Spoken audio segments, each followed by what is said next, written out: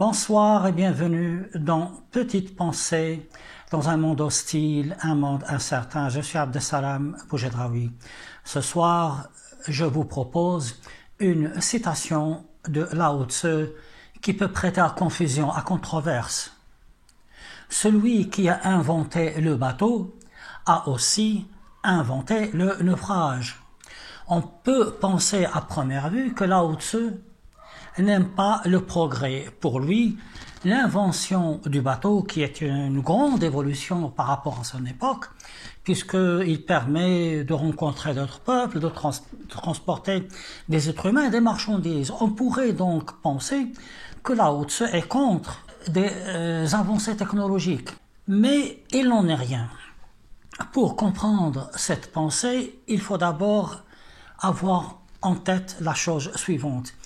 La philosophie de Lao Tzu n'est pas une juxtaposition de citations. La pensée de Lao Tzu est un tout. Lao Tzu, à son époque, rassemblait ses disciples et leur exposait une philosophie dans laquelle il y a de temps à autre des citations. Il ne faut pas prendre une citation et l'isoler de son contexte. Probablement, à l'époque, il y avait beaucoup de naufrages du temps de Lao Tzu et qu'il a voulu donner des explications à propos de faits marquants. Alors, je vais essayer de répondre à cette question. Est-ce que Lao Tzu est contre le progrès? Je dirais non. Lao Tzu, dans une autre citation, nous dit qu'un voyage de 1000 lieues commence par un premier pas. À aucun moment, Lao Tzu ne dit attention, si vous voyagez durant 1000 lieues, vous allez être agressé par des brigands. Non, il nous dit qu'il faudrait de toutes les façons aller de l'avant. Et aller de l'avant, ça veut dire des naufrages, des tremblements de terre, mais aussi beaucoup de belles réalisations. Lao Tzu nous dit également ceci. Une terrasse de 9 étages commence par un tas de terre. À quel moment Lao Tzu nous dit celui qui a construit une terrasse de 9 étages a également déclenché les éboulements. Il nous dit qu'il faudrait construire des terrasses de 9 étages. Ce que Lao Tzu voudrait nous dire, et veut nous dire en réalité, c'est que toute entreprise humaine comporte des conséquences. Ces conséquences-là doivent être bien évaluées. Et surtout, par la suite, il faudrait y remédier. Ainsi, si on examine les grandes avancées technologiques du XVIIIe, puis du XIXe siècle, et puis bien sûr également de notre époque, XVIIIe, XIXe siècle, invention de l'automobile. On peut faire l'analogie avec l'invention du bateau.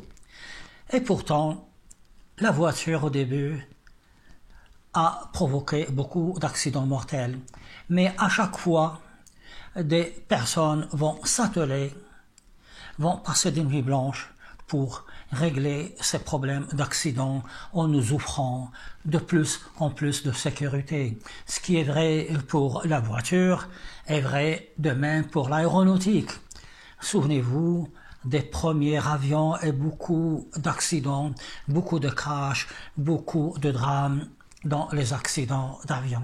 Petit à petit, des personnes ont bien compris ces conséquences, comme le naufrage, et ils ont construit des avions de plus en plus sûrs. Mais à aucun moment ils n'ont dit on ne va pas faire ce voyage de 1000 lieues. Non, ils ont commencé par un petit pas, un autre petit pas. Et ils ont eu en tête une autre citation de Lao Tzu qui dit que l'échec est le fondement de la réussite. À chaque fois qu'ils ont créé une invention, par exemple la voiture, et que celle-ci a échoué dans son but, cet échec-là a été fondateur, a été le début d'une autre réussite. Il existe des civilisations qui ainsi vont évoluer vers de mieux en mieux, tout simplement parce qu'ils ont compris D'une part, que chaque invention a des conséquences, mais de même, il faudrait trouver des solutions, mais surtout continuer ce voyage de milieu.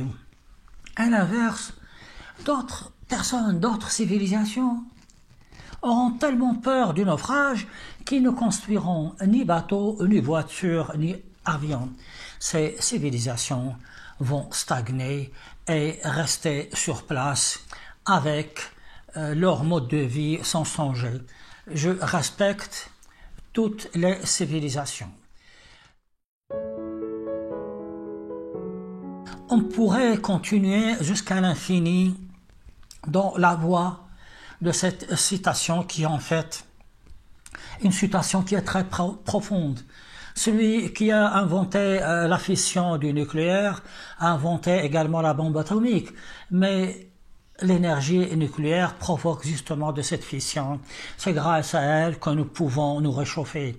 Bien sûr, il y aura des catastrophes. Nous connaissons une catastrophe très connue, mais cela n'empêche de se remettre en question, de recommencer 100 fois l'ouvrage pour diminuer les conséquences, diminuer les naufrages de ce bateau et surtout pour aller de l'avant et faire ce voyage de milieu qui, nous le savons d'après Lao Tzu, commence par un tout premier petit pas.